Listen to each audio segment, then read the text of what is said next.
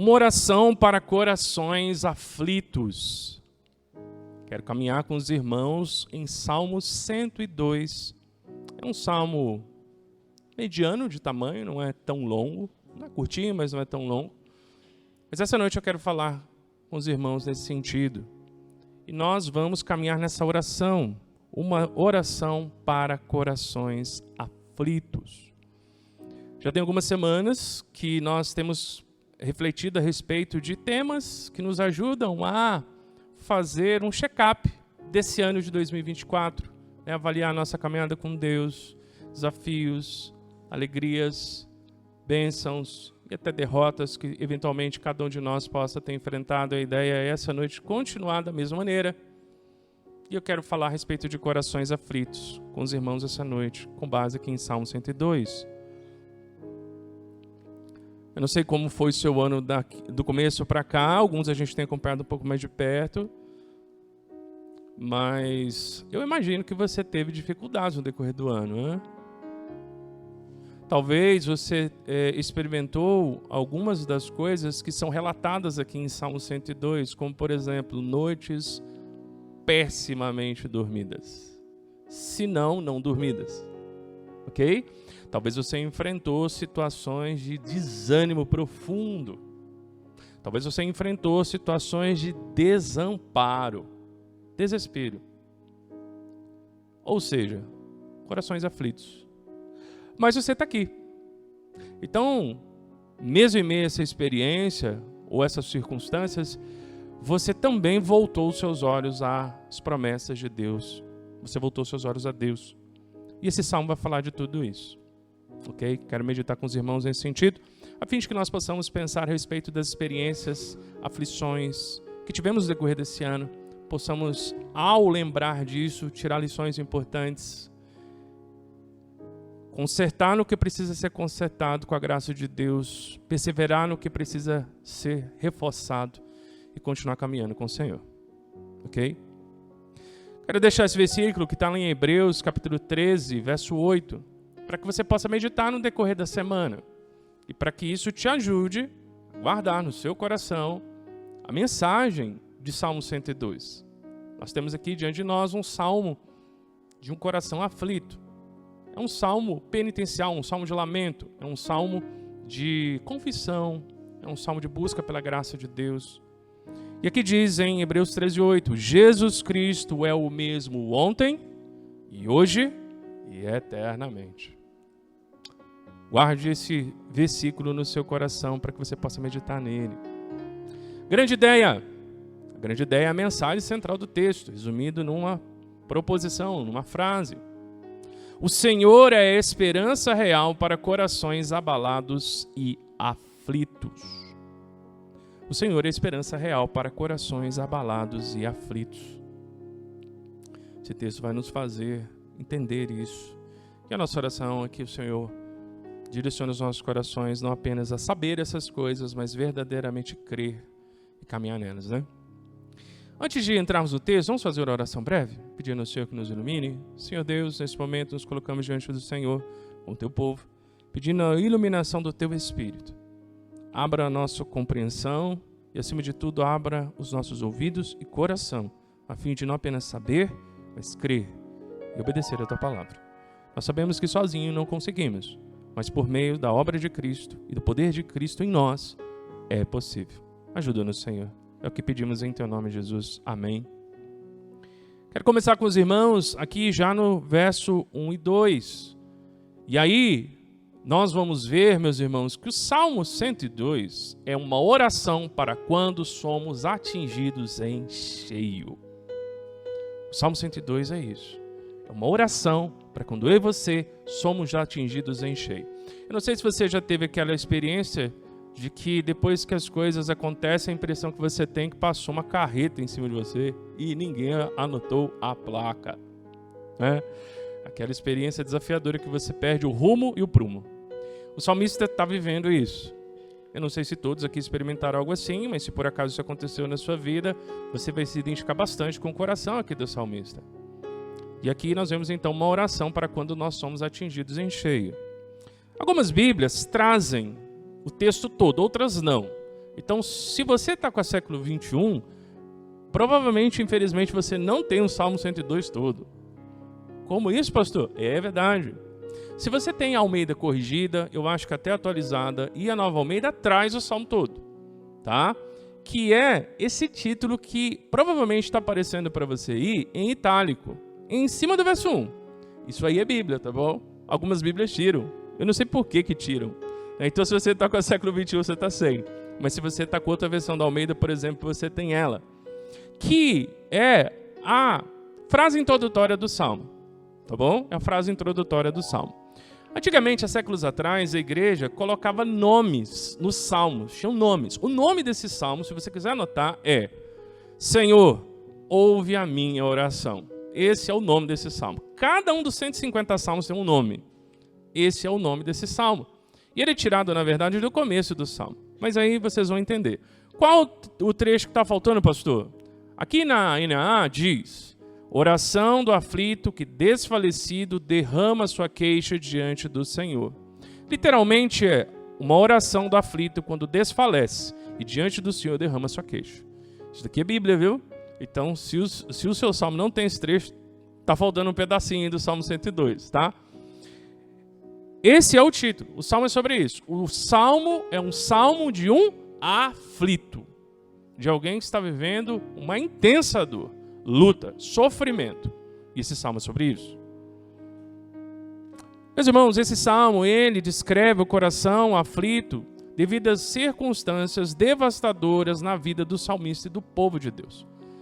Nós vamos ver, meus irmãos, pelo salmo, que tudo nos leva a crer que este salmo, que nós não sabemos quem escreveu, não tem aqui o nome do autor. Alguns salmos têm, né? Salmo de Davi, Salmo de Asaf, Salmo de Moisés. Esse é um chamado salmo órfão. Nós não sabemos quem é o autor dele.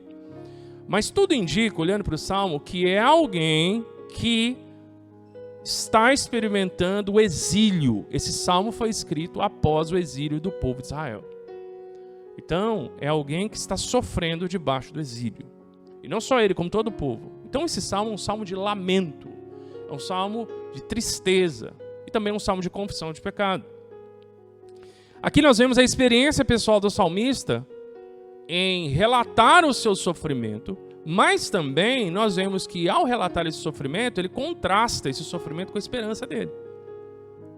E esse salmo vai nos fazer pensar a respeito da visão comum que existe no conceito das pessoas, de que se nós sofremos pela disciplina do Senhor, nós vamos perder a fé. O que eu quero dizer com isso? Algumas pessoas acham que Deus não pode disciplinar os seus filhos, porque se Deus fizer isso, as pessoas vão acabar se irritando e descrendo nele. Isso acontece algumas vezes, não vou negar, de fato isso acontece. Tem pessoas que quando o Senhor disciplina, elas se voltam contra o Senhor.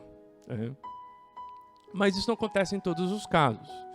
Há filhos de Deus que, por mais que experimentem a disciplina do Senhor, eles ainda se voltam ao Senhor com esperança. Então a disciplina ela não mata a esperança. Muito pelo contrário, muitas das vezes ela fortalece. E esse salmo vai fazer a gente pensar sobre isso. Aqui nós vamos também perceber que o salmista ele está passando por uma intensa dor emocional, espiritual. Não sei se espírito sente dor, mas ele relata a dor do coração, da mente dele, da alma dele. E de certa forma eu creio que provavelmente físico também. Ele está passando por uma dor terrível, emocional, espiritual e provavelmente física. E é nesse sentido que eu quero dizer que aqui nós vamos ver uma oração para quando nós somos atingidos em cheio. A gente já consegue perceber isso no verso 1 e 2. Olha o que diz. Ó Senhor, ouve a minha oração e chegue a ti o meu clamor. Não escondas de mim o rosto quando estou angustiado. Inclina os ouvidos para mim quando eu chamar. Ouve-me depressa. Vou dar uma dica aqui para vocês, para quando vocês forem fazer devocionais em Salmos, ou ler Salmos, meditar em Salmos, isso te ajudar. O livro de Salmos é um livro poético. Só que a poesia da língua que foi escrito o livro de Salmos, que é hebraico, ela não é uma poesia que rima com som. Tá? Então, a nossa língua, por exemplo, a rima é com som, a maioria das vezes. Então, vamos pegar aí um ditado comum. Água mole, pedra dura, tanto bate até que fura. Você está vendo que o finalzinho rima, dura e fura?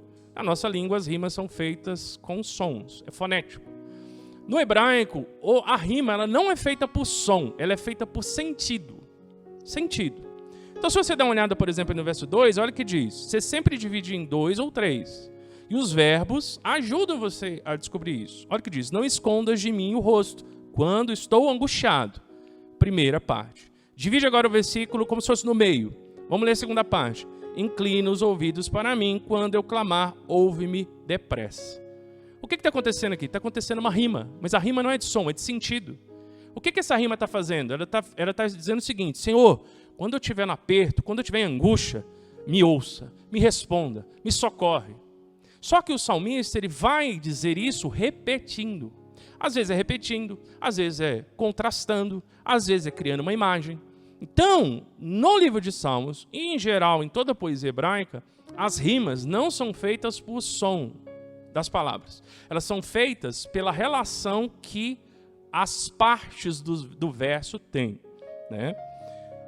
Tanto que se você olhar o verso 1 diz, ó Senhor, ouve minha oração e chegue a ti o meu clamor. Tá vendo? Se você divide o verso na metade, atentando inclusive para os verbos, né? Que aqui está ouve e chegue, ok? Você vai ver que ele está repetindo, ou seja, Senhor, ouve a minha oração. E todo o livro de Salmo é assim. Algumas pessoas não têm, assim, muita paciência para ver minúcias e coisas assim, e nós vamos ver, inclusive, algumas imagens aqui. Uma palavra para os irmãos também em relação a isso. Nem todas as pessoas são obrigadas a gostar de textos, às vezes, um pouco mais delicados, ou com muitas imagens, ou coisas assim. Cada pessoa de um jeito, né? E tem pessoas que, às vezes, não gostam disso. Mas nós precisamos estar atentos a uma coisa. A Bíblia nem sempre diz as coisas de maneira direta. Nem sempre. A partir da manhã, nós estávamos meditando a respeito de inveja. E um dos textos que nós meditamos, se você vai se lembrar, você que estava aí no EBD, foi Gênesis capítulo 4, verso 11. E lá diz algo interessante. Aqui falando a respeito de Caim, né? Ele tinha acabado de matar seu irmão. Então aqui diz, agora, maldito és tu, serás afastado da terra, que abriu a boca para receber da tua mão o sangue do teu irmão.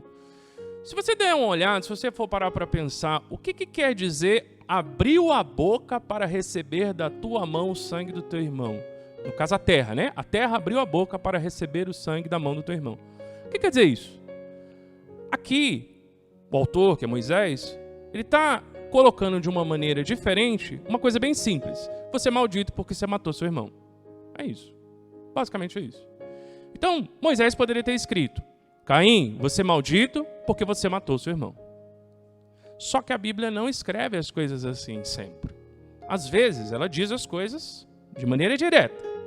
Você matou, você pecou, você mentiu. Mas às vezes não. Às vezes ela usa expressões, imagens, poesia e coisas assim. Então, Deus quis escrever a Bíblia dessa maneira. Ele quis.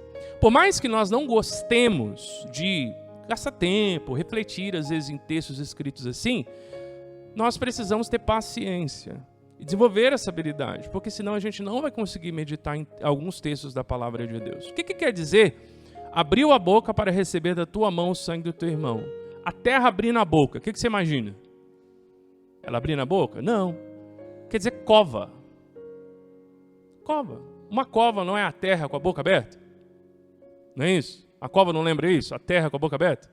Então, ele está usando o quê? Uma expressão muito comum na época, um tipo de hebraísmo, no qual ele está dizendo, você é maldito porque você mandou teu irmão para a cova. E cova é dito como se fosse a terra abrindo a boca. Então a expressão ela é uma imagem de uma cova que parece a terra abrindo a boca. Ele não poderia ter escrito, você é maldito porque você matou seu irmão? Poderia, ele poderia ter escrito isso, só que ele não escreveu. Tá certo? Então, a Bíblia tem trechos, tem textos que usam imagens, que usam poesia, que usam rima, que cativa o nosso coração, que aciona as nossas emoções. E Deus escreveu esses textos dessa maneira Porque alguns textos ele quer que a gente leia, entenda e absorva rápido. Mas outros textos ele quer que a gente gaste tempo imaginando. Ele queria isso. Ele queria que a gente imaginasse. Ele queria ativar a nossa imaginação, os nossos sentimentos. Ele queria que nós pudéssemos captar o sentimento de quem está escrevendo. E Salmo 102 é assim. Não em todo ele, mas em grande parte dele é. Então, meus irmãos, toda vez que você for ler um salmo, esteja atento a isso, senão você vai ter dificuldade. Você não vai conseguir entender as expressões, o que está sendo dito, as rimas. Tem que estar atento a isso aí. Mas por que Deus quis fazer desse jeito? Então, um dos motivos eu estou te explicando. A gente poderia pensar muitos outros, mas seja como for, ele quis fazer assim. Então nós temos que aprender a ler a Bíblia. É isso. Simples. E aqui na igreja, a gente aprende a ler a Bíblia cada culto. Cada pregação a gente aprende mais um pouquinho. Tá bom? Nesse sentido, meus irmãos, nós estamos então caminhando nessa poesia e nós já vimos no verso 1 e 2 que o quê? Ele está passando uma grande luta. Ele foi atingido em cheio. Ele está abatido, está aflito, ele está desesperado. É por isso que ele diz, Senhor, que a minha oração chegue ao Senhor. E que quando ela chegar, o Senhor me ouça. Porque é coisa que está complicada. Passou um caminhão em cima de mim e ninguém anotou a placa. É isso. Tá? E aí, Salmo 102, então, essa é uma oração para momentos em quando nós somos atingidos em cheio. E nesse sentido, nós vamos pensar, então, o que acontece quando o justo sofre um forte abalo. Porque o justo sofre abalos, sofre situações desafiadoras. Pensando no seu ano, até esse presente momento, e caso Jesus não volte até o finalzinho, o último dia, você sofreu abalo? Teve situações que te deixou realmente com a mão tremendo de nervoso, de ansiedade? Você perdeu sono à noite? Ficou igual filé de frango, né? Virando assim, no colchão, vira pra lá, vira pra cá, vira pra lá, e não dorme. A cabeça não desliga. Você tenta acalmar e não consegue. Situações assim, né? Quando o justo sofre um abalo, nós vamos ver algumas coisas que acontecem. E também nós vamos ver o que ele precisa fazer.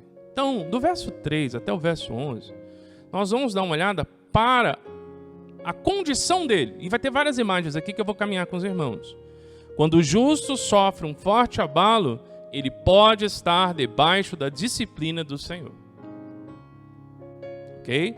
Quando o justo sofre um forte abalo, ele pode estar debaixo da disciplina do Senhor. E aí, visto que ele pode estar debaixo da disciplina do Senhor, vamos fazer uma pergunta importante para a gente poder pensar nesses versos aí do 3 a 11? Como é que ele se sente?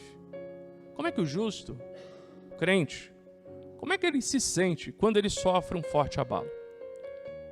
Você vai ver aí uma série de descrições e nós vamos caminhando. E vamos caminhando nas imagens. Verso 4 e 5. Nós vamos ver no verso 4 e 5 que ele está definhando. Definhando. Você sabe o que é definhar, né? É como se a pessoa estivesse ali murchando, né? Evanecendo. Está se acabando. Olha o que diz o verso 4 e 5. Meu coração está ferido. Perdão, verso 3. Pois meus dias desaparecem como fumaça. Sempre divide o verso no meio e vê as relações. Primeira parte. Pois meus dias desaparecem como fumaça. Os meus ossos ardem como brasas. A ideia é que arder como brasa é como se ele tivesse com um calor de febre. Como se fosse uma febre nos ossos. É um calor de febre.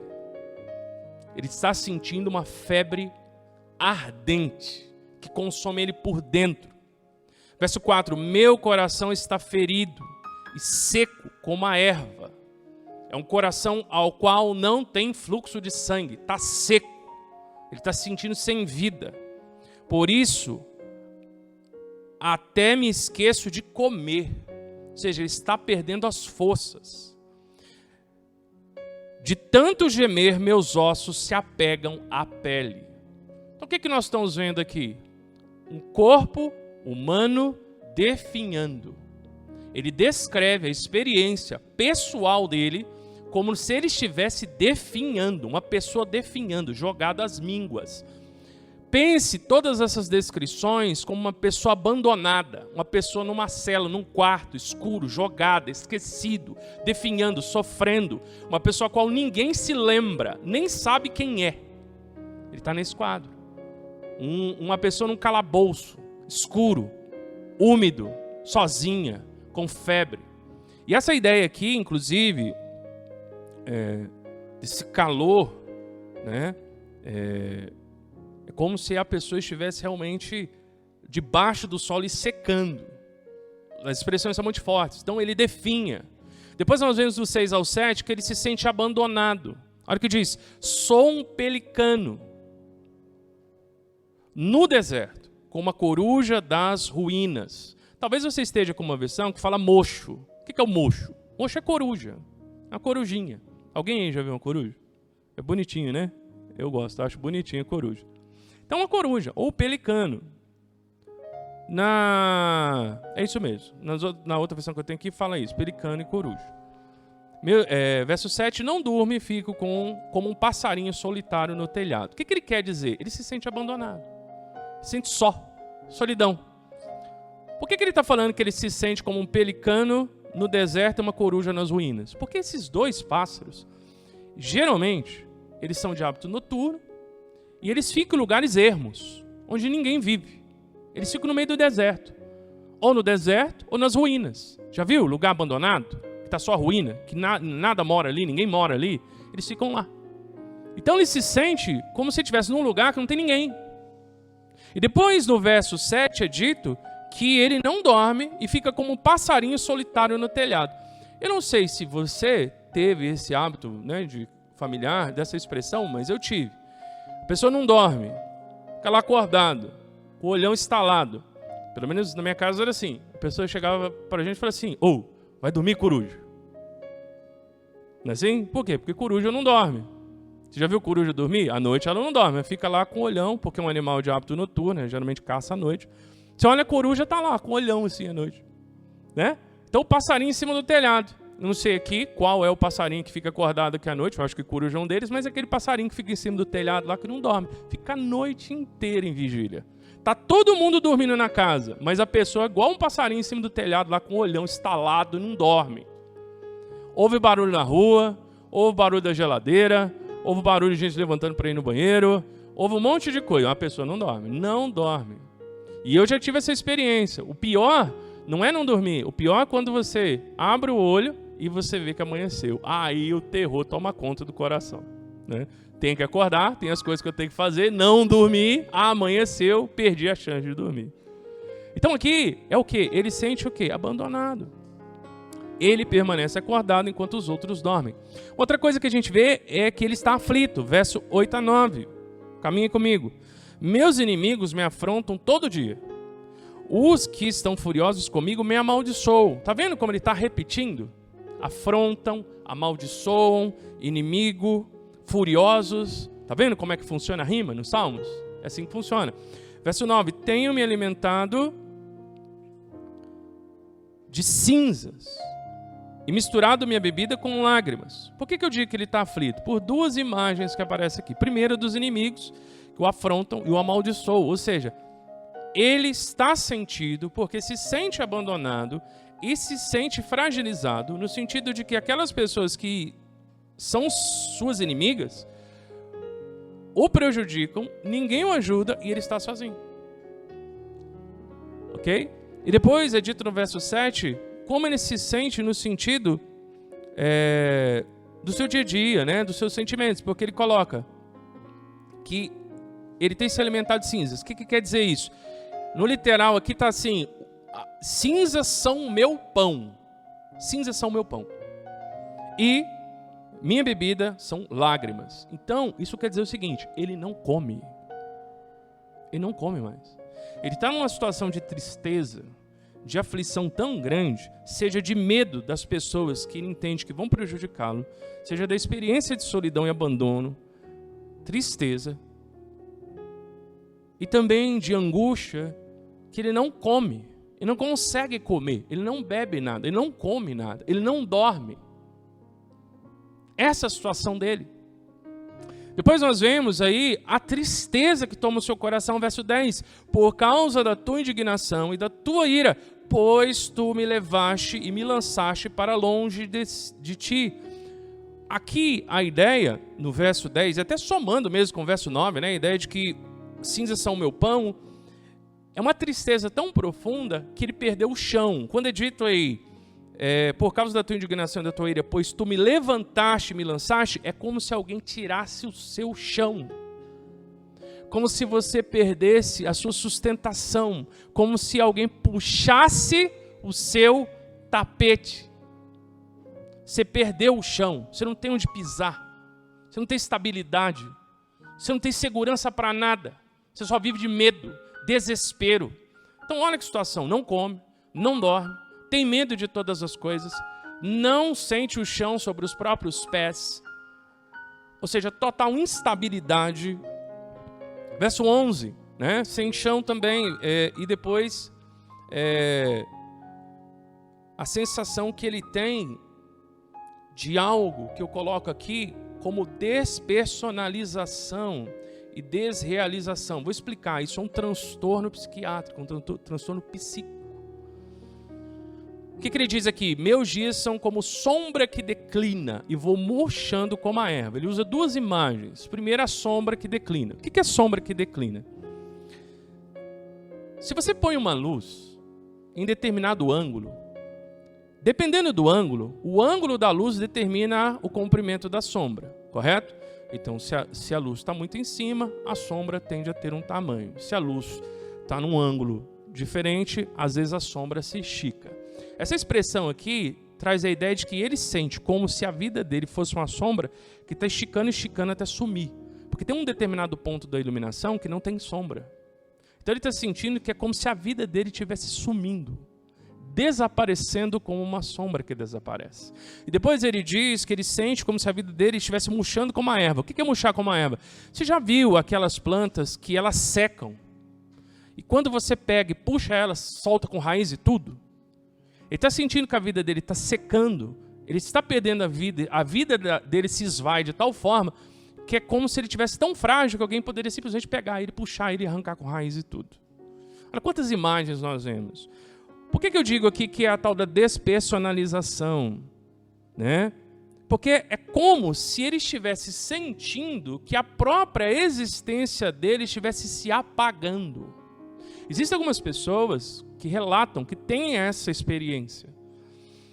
Essa desrealização ou despersonalização é como se a pessoa não sentisse que ela é ela. É como se ela parasse de existir. É como se a vida dela estivesse acabando em tal sentido que assim, ela não existe mais. Tanto que isso é considerado até um transtorno psicológico, um transtorno psíquico. Se é isso, é possível. Hoje, os médicos dizem que existe isso. Se não for isso, possivelmente o que nós estamos vendo aqui é uma depressão profunda. Uma pessoa que está perdendo a vontade de viver. Essa é a situação dele. Ou seja, se você olha cada uma dessas coisas, a situação dele é de muita angústia. Então, de novo, como ele se sente? Ele se sente dessa maneira aqui. Definhando, abandonado, aflito, triste, sem chão.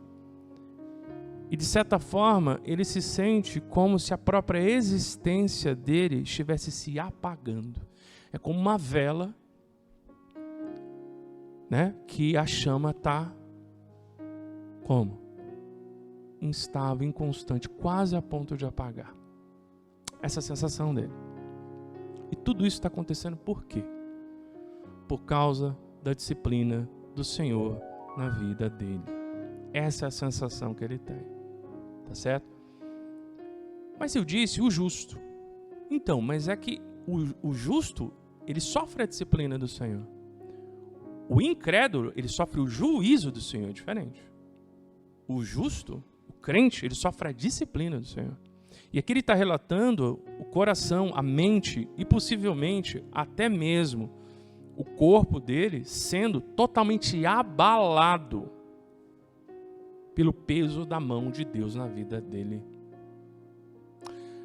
Até mesmo nesse último aqui, que é o verso 11, né, ele sente como se os seus dias fossem uma sombra que declina, nos faz pensar a respeito de exemplos bíblicos de pessoas que sofreram de instabilidade psíquica por um tempo. Você vê, por exemplo, o caso de Saul. Saul, ele perdeu a sanidade. Davi, em alguns salmos, a maneira como ele descreve a sensação dele parece trazer um tipo de transtorno psíquico e emocional muito forte, por situações que ele tinha vivenciado, seja por perigo, seja pelos um dos seus filhos querendo matá-lo, outros inimigos. Ele passou assim, poucas e boas. Você vê o caso também de Jó. No livro de Jó, há versos, por exemplo, que relatam uma dor extremamente profunda, desesperadora. O livro de Jó, no capítulo 4, Jó literalmente ele perde a esperança total na vida dele. Ele chega a pedir para morrer e até mesmo dizer que seria bom se ele jamais tivesse nascido. Então nós vemos aí um coração totalmente transtornado pelo sofrimento. E você veja que não era nenhuma disciplina, assim, pelo menos no livro não aponta isso, não era nenhuma disciplina por pecado, mas era um processo que Deus estava permitindo aquilo na vida dele.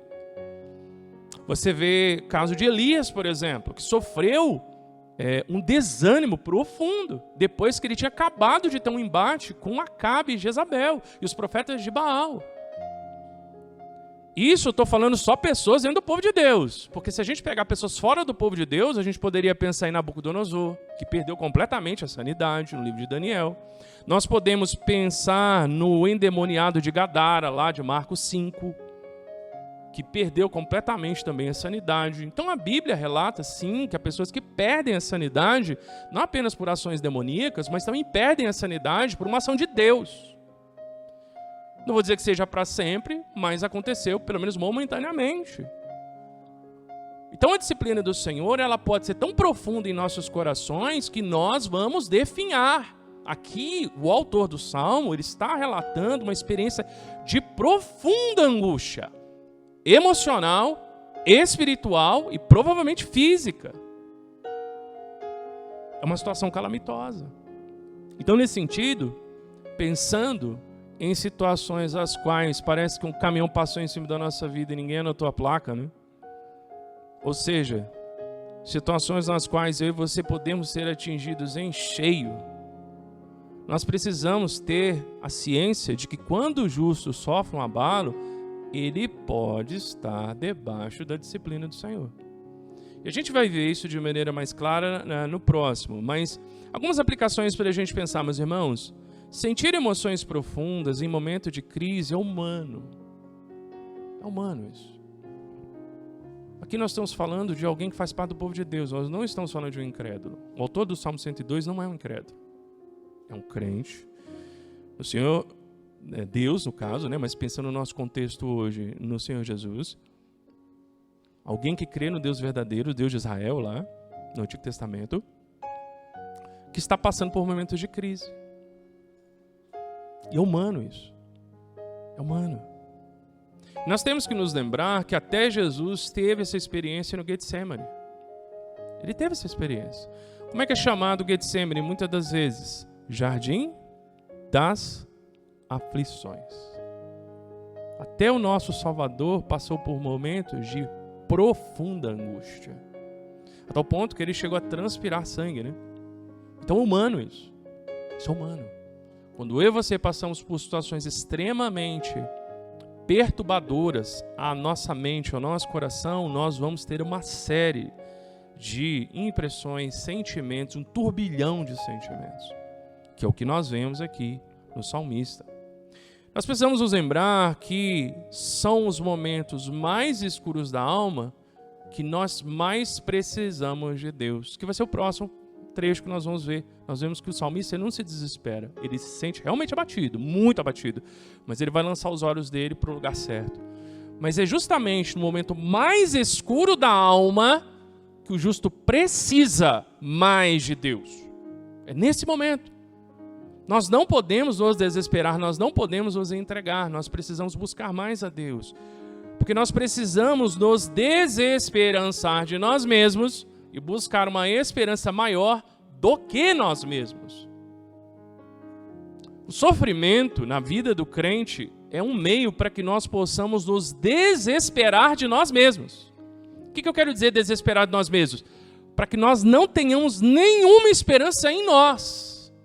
Porque enquanto nós tivermos esperança em nós, nós não vamos ter esperança em Deus. E aqui o salmista ele está relatando a sua experiência para mostrar bem claro, se eu depender de mim, eu estou morto. Porque a minha experiência pessoal é de morte, é de desaparecimento. A sensação que eu tenho é que como se estivessem passando uma borracha em mim e me apagando. Eu estou acabando a cada dia, a cada hora, a cada minuto. Então ele se desespera de si mesmo, para que a partir dessa experiência de aflição, de dor, de disciplina de Deus, ele possa encontrar esperança no Senhor. Então isso é importante. E por último, uma coisa que eu gostaria de deixar com os irmãos, não está aí, mas eu gostaria de deixar. Meus irmãos, nós vamos ver que grande parte do que ele está passando é por causa da desobediência do povo de Israel.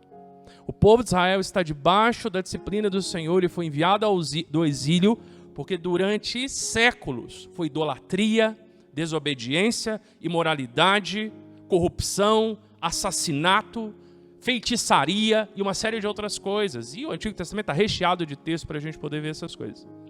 Chegou no limite, chegou no dia da disciplina. E agora, grande parte do povo, porque uma parte morreu, mas os que estão vivos estão experimentando a disciplina do Senhor por causa de uma série de pecados e desobediências anteriores. Então agora ele está colhendo os frutos de uma colheita, né, de uma semeadura amaldiçoada, que foi a semeadura da desobediência. E nesse sentido, algo que nós devemos trazer bem claro para nós, meus irmãos, é que enquanto cristão escolher a desobediência, ele jamais será verdadeiramente feliz. Ele pode ser feliz segundo os seus ditames pessoais do mundo, enfim. Mas, enquanto o cristão escolher a desobediência, ele jamais será verdadeiramente feliz. Sabe por quê? Porque Deus nunca vai permitir. Ele não vai permitir. E aqui é bem claro que é Deus que está proporcionando essa experiência ao seu povo por causa da desobediência de todas as gerações anteriores. Com isso, nós não cremos aqui em maldição hereditária, tá bom? O texto não fala disso. Mas nós cremos em consequências hereditárias. Sabia? Muitas das vezes nós colhemos frutos do que fizeram lá atrás. E por isso que é importante a gente quebrar esse ciclo de desobediência nas nossas vidas e nas nossas famílias, para que essa colheita maldita acabe. Para que nós possamos fazer uma nova semeadura de sementes abençoadas, de obediência, para lá na frente, tanto nós como a nossa geração possa colher uma colheita de bênçãos. Então a gente precisa quebrar isso. E aqui, de certa forma, a gente vê que ele está fazendo isso, porque no próximo trecho a gente vai ver que ele volta os seus olhos ao Senhor, e ele espera em Deus, apesar de todas as consequências. Mas no meio de tanta desesperança de si mesmo e tanta angústia, como é que ele encontra esperança, então? Vamos dar uma olhada? Nós precisamos, ao olhar para esse texto, entender que quando o justo sofre um forte abalo, ele encontra esperança em duas coisas. Na primeira, na salvação do Senhor. Quando o justo sofre um forte abalo, ele encontra esperança na salvação do Senhor. Verso 12 a 22. Olha o que diz aí no verso 12. Mas tu, Senhor, está entronizado para sempre. Teu nome será lembrado por todas as gerações. Está vendo como ele rima? Entronizado para sempre, teu nome será lembrado por todas as gerações. Então ele está repetindo o conceito de eternidade. Mas o que eu gosto mais aqui nesse verso 12 é uma palavrinha, que está aí no comecinho, uma conjunção adversativa. Mas. Essa palavra é maravilhosa. Sempre gosto quando aparecem palavras assim. Porque ele está descrevendo como ele se sente. E toda angústia e desespero que ele está. Mas tu, Senhor, o Senhor não é assim. Eu sou, o Senhor não. Então, com essa quebra, ele volta os olhos dele para o Senhor. Ou seja, eu me sinto assim, mas o Senhor me traz esperança. Eu estou detonado, mas o Senhor é eterno. O Senhor é maravilhoso.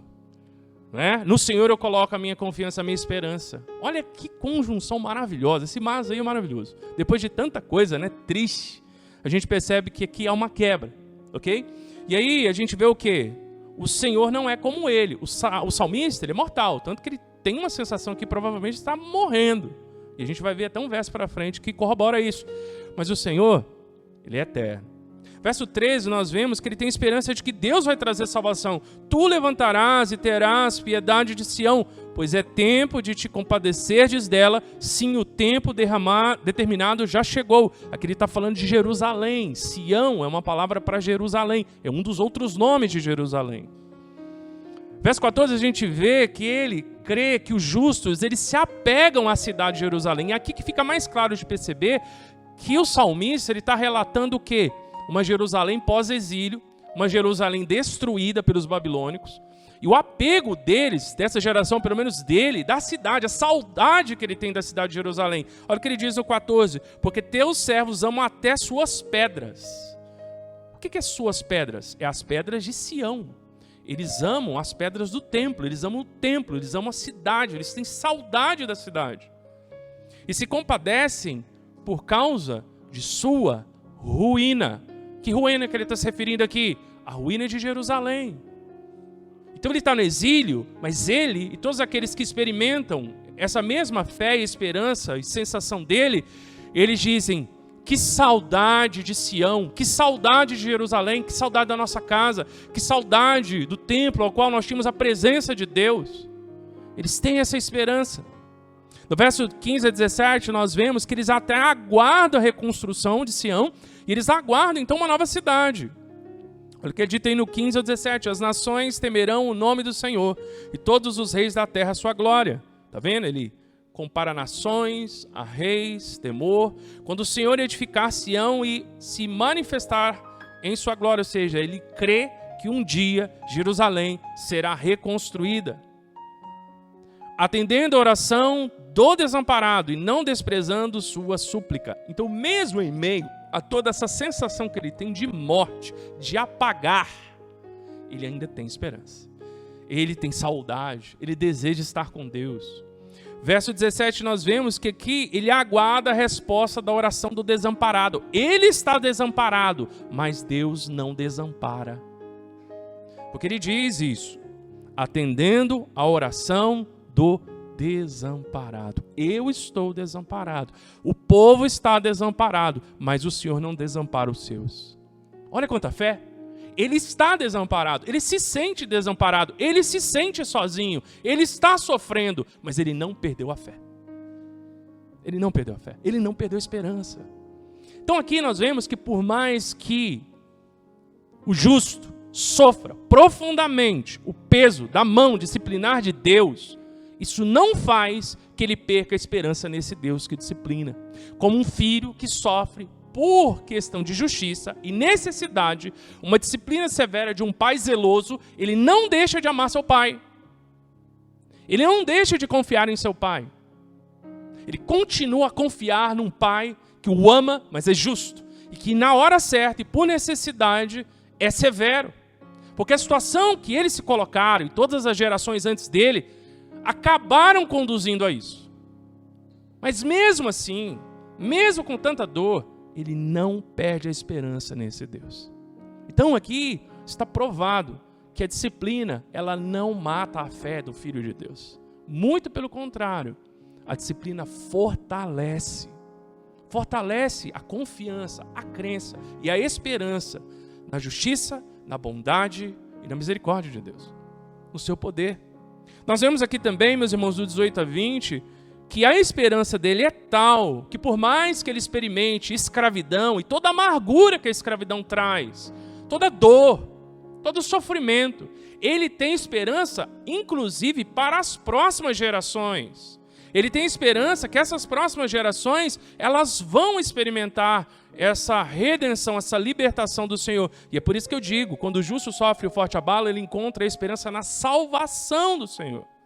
Olha o que diz aí do verso 18 a 20. Escreva-se isso para que a geração futura, né? Escreva-se isso para a geração futura, para que um povo que será criado, ele ainda não existe, essa geração ainda não existe, mas ela existirá. Então ele crê que o povo de Israel não será exterminado, ele não vai acabar, ele ainda vai existir. E a tal ponto que o Senhor criará essa geração, para que um povo que será criado louve ao Senhor.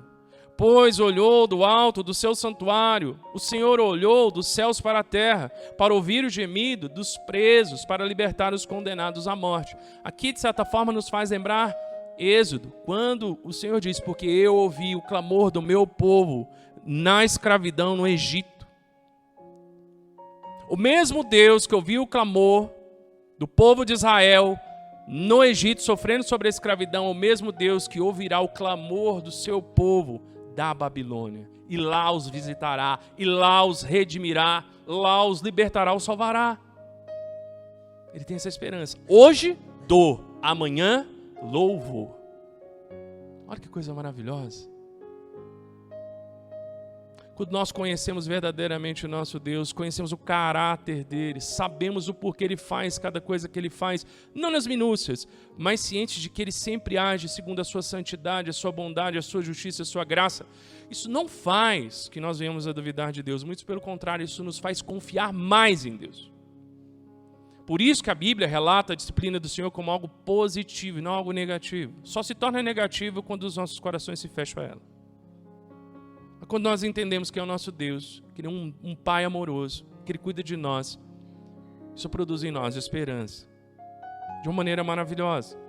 Verso 21, 22, nós vemos que o Senhor Ele vai libertar, e não apenas libertar, Ele vai congregar toda essa geração. E hoje, o que é choro vai se transformar em adoração, ou seja, Deus trará uma salvação, uma redenção tão grande, na qual o choro, o lamento, se transformará em louvor e adoração.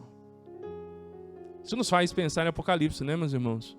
Tantas situações difíceis, mas lá no finalzinho, capítulo 21, porque toda lágrima será enxugada dos olhos. Como esse salmo, de certa forma, reflete a experiência do povo de Deus no decorrer dos séculos e reflete a experiência do povo de Deus hoje. Olha o que nós lemos aí do 21, 22, a fim de que seja anunciado em Sião o nome do Senhor e seu louvor em Jerusalém, quando se congregarem os povos e os reinos para prestar culto ao Senhor. Ou seja, hoje nós vivemos debaixo de um jugo. No futuro, todos os povos não apenas conhecerão o Senhor, mas o adorarão, o servirão, o louvarão. O Senhor converterá choro em louvor. Então, nesse sentido, meus irmãos, nós vemos que quando o justo sofre um forte abalo, ele encontra esperança na salvação do Senhor.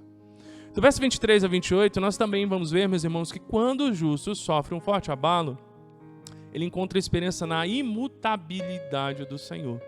O que eu quero dizer com imutabilidade? O Senhor não muda. Ele é sempre o mesmo. O Senhor não muda. Ele é imutável. E isso traz esperança para um coração aflito. E esse salmo, essa oração relata isso. Verso 23 a 24, nós vamos ver que o salmista ele tem uma clara impressão de que está sofrendo uma morte prematura executada por Deus. Vamos ler? 23 e 24.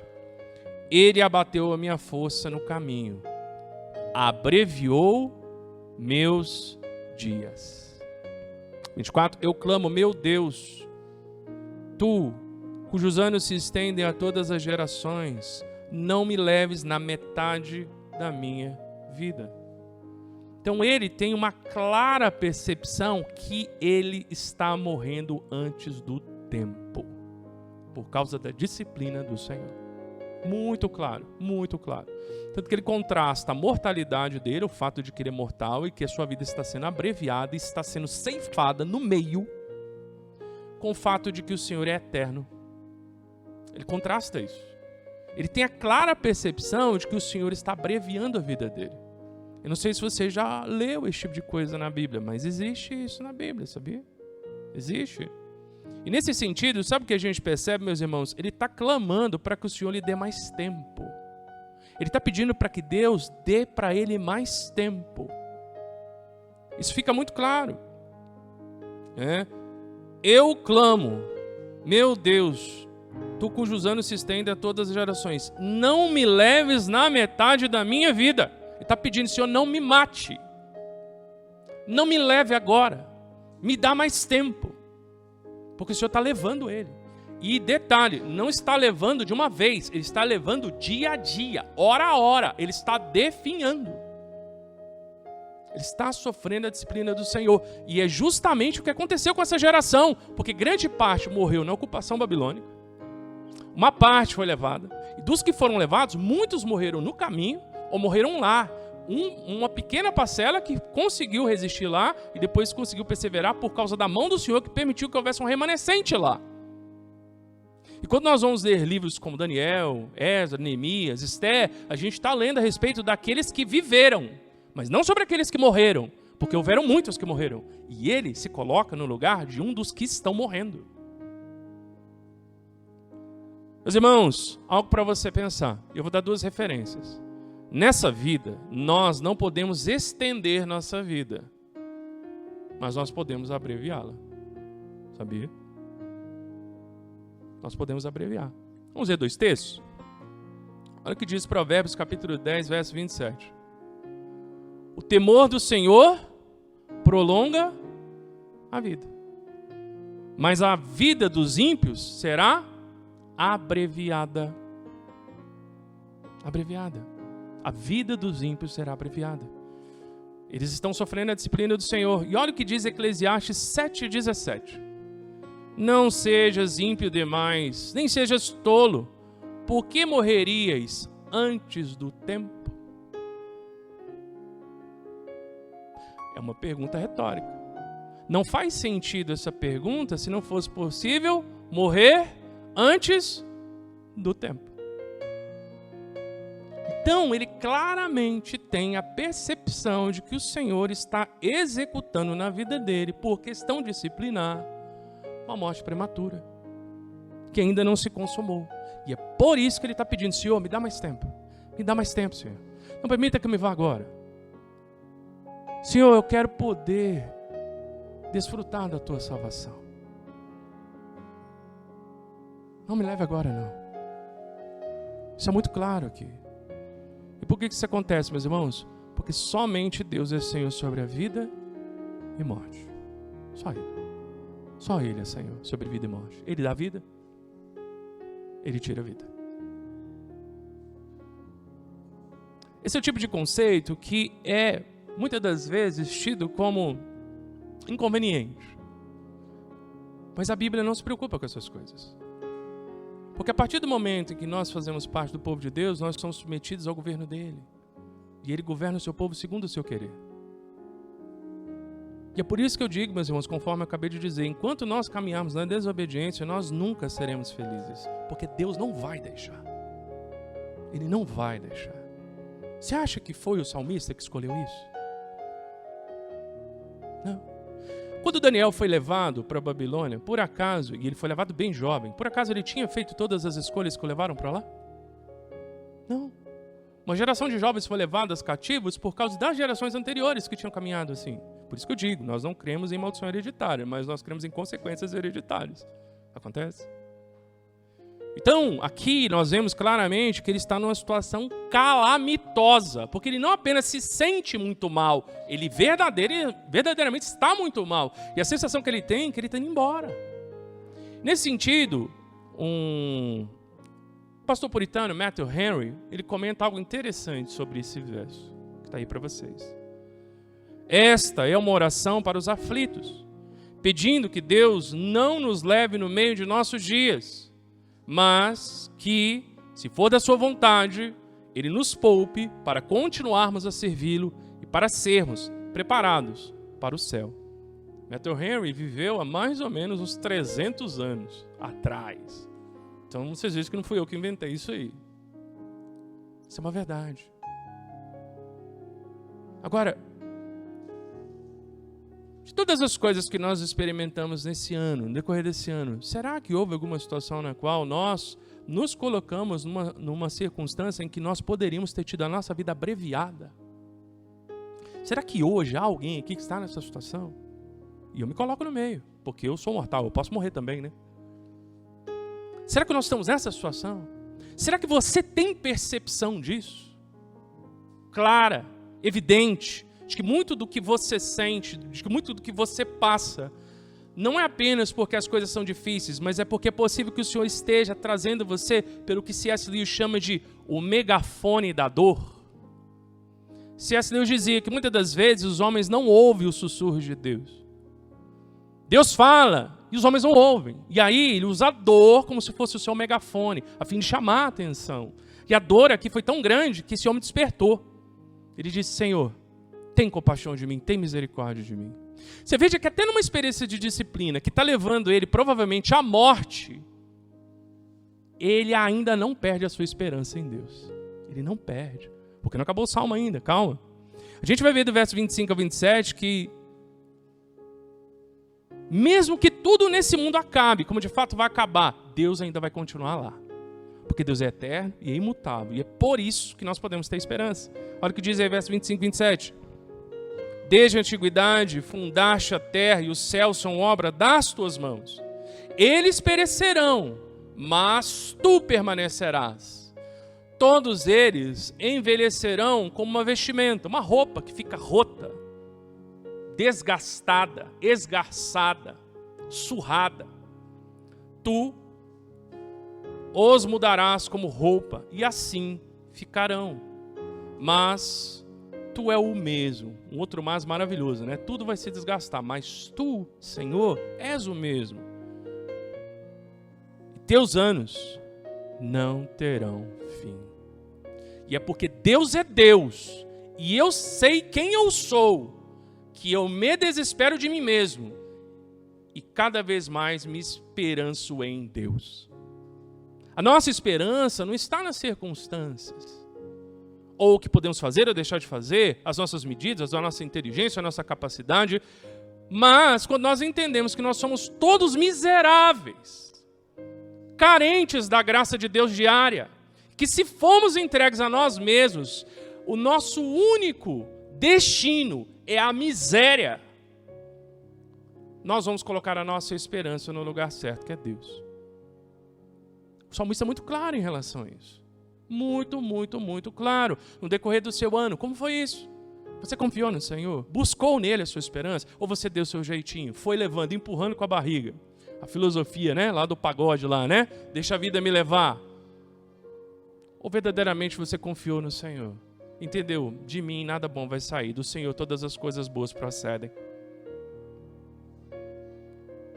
Deus é imutável, isso traz esperança para o nosso coração, Ele é eterno, isso traz segurança. Eu mudo, você muda, a igreja muda, pessoas mudam, sua família muda, o seu corpo muda, os seus anos mudam, a sua mente muda. Deus não muda. Deus não muda. Seja em sua justiça, seja em sua graça, em sua misericórdia. Ele não muda e por isso nós podemos ter esperança. E o salmista tem. E por fim, meus irmãos, nós vemos aí no verso 28 algo muito interessante. É justamente por isso, porque Deus não muda, porque Ele é eterno, que o salmista tem a esperança que o Senhor preservará os filhos de seus servos que estão em perigo de morrer. Verso 28. Os filhos dos teus servos habitarão seguros.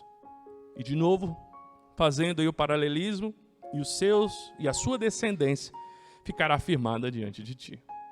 Você veja aqui que ele tem a completa noção de que se as crianças que estão na Babilônia dependessem deles, não ia sobrar ninguém e não teria a próxima geração.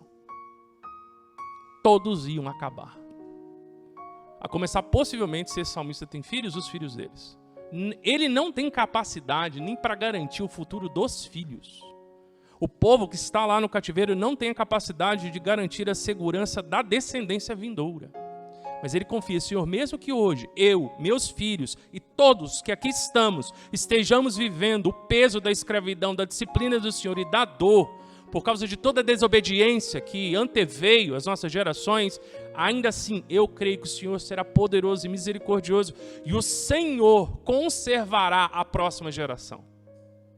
Então, se por acaso você tem sofrido muitas consequências, escolhas equivocadas, talvez o peso dos seus próprios pecados, e você se desespera, não vendo saída, pensando, Senhor, para onde eu vou? Eu não consigo. Esse verso 28 traz esperança, conectado com todo o Salmo, de crer que mesmo que eu e você sejamos limitados, e não consigamos muitas das vezes tomar escolhas sábias e proceder adequadamente, o Senhor, porque Ele é eterno, imutável, poderoso, cheio de graça e poder, Ele tem poder para conservar a próxima geração. Então não se desespere. Não perca a sua esperança. confie no Senhor. O salmista faz isso. O salmista faz isso. Pensando em aplicações para a nossa vida, as aflições foram oportunidades para você desesperar de si mesmo e se esperançar de Deus. A partir desse texto. Talvez você não tivesse pensado isso até aqui no decorrer desse ano. Mas se você aproveitou as oportunidades que as aflições trouxeram na sua vida para confiar mais em Deus, para olhar para Deus com esse olhar que o salmista tem, ou isso gerou descontentamento, desânimo, incredulidade, blasfêmia e desobediência. Porque cada uma dessas aflições foram duras, sem sombra de dúvida. Só você sabe o que você passou. Não estou aqui de cima, pregando que você é a pior pessoa e eu sou a melhor. Longe disso. Nós dois somos dois miseráveis pecadores carentes da graça de Deus. Mas indiferente disso, nós entendemos pela palavra de Deus que essas aflições têm propósitos. E esses propósitos são bons, porque o nosso Deus é bom. Você aproveitou essas oportunidades? Porque possivelmente você vai fechar o ano pensando, nossa, que ano difícil. Eu apanhei até debaixo da língua, até no céu da boca. Que coisa horrível. Quanta dificuldade. E aí a gente ou se desespera ou murmura. Mas cada uma dessas circunstâncias que Deus permitiu, seja pelas nossas escolhas ou outras circunstâncias, foram situações às quais nós poderíamos confiar mais nele, caminhar mais com ele. Então eu gostaria de propor para você fazer esse inventário do seu ano. Pensar o seu ano, situações que você vivenciou a partir dessa perspectiva. As aflições são como testes para crescermos na vida cristã. Você aproveitou bem essas provas nesse ano? São como testes, cada uma delas. E Deus não quer colocar esses testes para que a gente tome bomba. Não, porque os testes não são essas pegadinhas de Enem. São provas que têm a finalidade de fortalecer a nossa fé. Fazer nós conhecermos mais a Deus e confiar mais nele. Você aproveitou bem essas provas? Tiago, no capítulo 1, diz que quando nós passarmos por várias aflições, nós devemos nos alegrar grandemente. E no finalzinho do trecho, do capítulo 1, desse bloco, ele vai dizer que todas essas coisas, elas produzem o quê? Esperança e, por fim, a coroa da vida. Então, as aflições não são más, elas são testes para que nós possamos ser fortalecidos na nossa caminhada com o Senhor. Tudo que está acontecendo com o povo aqui de Israel nesse período do exílio, não é porque Deus os odeia ou que os quer destruir. Ele poderia até fazer isso, mas não é por esse motivo. É porque Ele quer que eles aprendam a verdadeiramente amar a Deus e a confiar nele. Isso acontece com a gente também. Você vem para a igreja, mas nada está dando certo, só tem problema, é problema em casa, é problema no trabalho, é problema não sei aonde, ninguém sabe o que eu estou passando, as pessoas ficam me acusando, vou na igreja, todo mundo fica falando que eu estou errado, que eu peco. Não se trata disso, se trata do seu relacionamento com Deus. Se Deus tem permitido que você colha as consequências das suas más escolhas, ou até mesmo outras circunstâncias as quais nós não sabemos, mas Deus está permitindo, entenda que cada uma dessas coisas existe com o propósito de fortalecer o seu relacionamento com Deus, não te destruir. E quando nós temos essa compreensão do salmista, as dificuldades, as aflições e até mesmo a disciplina, elas não nos fazem descrer de Deus, elas fortalecem a nossa fé. A gente precisa ter essa perspectiva correta, bem alinhada. Nós precisamos aprender a ver as aflições de hoje a partir da perspectiva da eternidade. Quando a gente foca demais no hoje, sem olhar para o amanhã, que é a nossa eternidade, a gente perde completamente a percepção correta das coisas. E mesmo que enfrentemos as consequências mais duras provenientes da disciplina de Deus, ou seja, está pesado. Lembra do texto que foi lido no começo do culto, de Ruth? Por que vocês me chamam... De Ruth, não, de Noemi? Por que vocês me chamam de Noemi? O nome Noemi quer dizer agraciada, Uma pessoa abençoada. O que ela fala? Me chamei de Mara. Eu acho que aqui não tem ninguém Mara, Ou nenhuma irmã que tem sobrenome ou nome composto Mara. Mara quer dizer amargo, amarga. Vocês deveriam me chamar amarga, porque o Todo-Poderoso pesou a sua mão sobre mim. E ela crê isso de uma maneira transparente, clara lá. Noemi claramente entende que o que está acontecendo, seja por culpa dela, do seu marido, dos seus filhos faleceram, seja pelo motivo que for, que não esclarece tão claramente, Aí em Ruth 1, ela entende claramente que tudo que está acontecendo pelos planos de Deus. E ela está certa. Só como é que termina o livro? Restauração. Bênção. Mas naquele momento ela estava experimentando isso aí. Então, mesmo que eu e você enfrentemos as consequências mais duras provenientes da disciplina de Deus, ainda assim, não podemos perder a esperança em sua graça, bondade e fidelidade. Não podemos perder. Sabe por quê, meus irmãos? Porque a disciplina, ela é dura, mas pior do que a disciplina é o coração endurecido.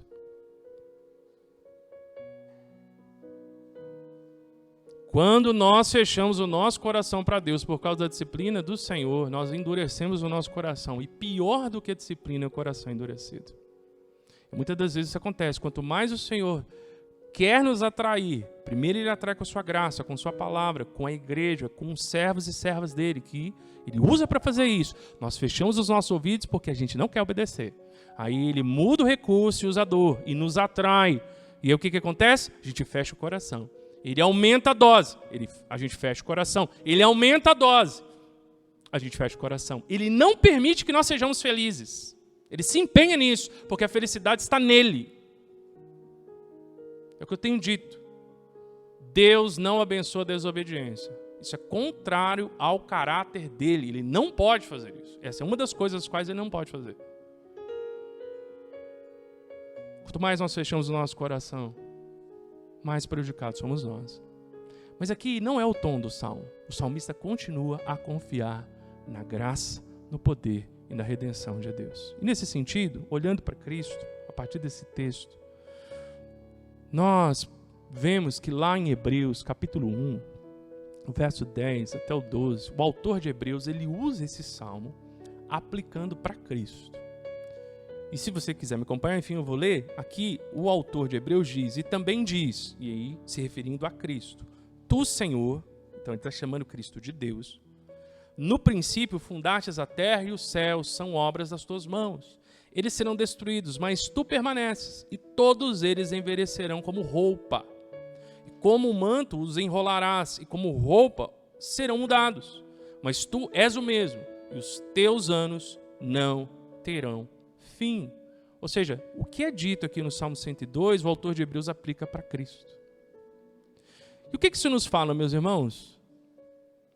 Que a nossa esperança, mesmo nas situações mais desafiadoras, mesmo na situação em que possa estar havendo a possibilidade de abreviação de vida, a nossa esperança de redenção deve estar naquele que criou e sustenta todas as coisas. E conforme o autor de Hebreus, é Jesus Cristo. Ele criou tudo. Toda a criação passará. Ele permanecerá. E aí, nós precisamos ser lembrados que esse que criou todas as coisas e na qual todas as coisas subsistem, esse Jesus Cristo é o mesmo ontem e hoje e eternamente.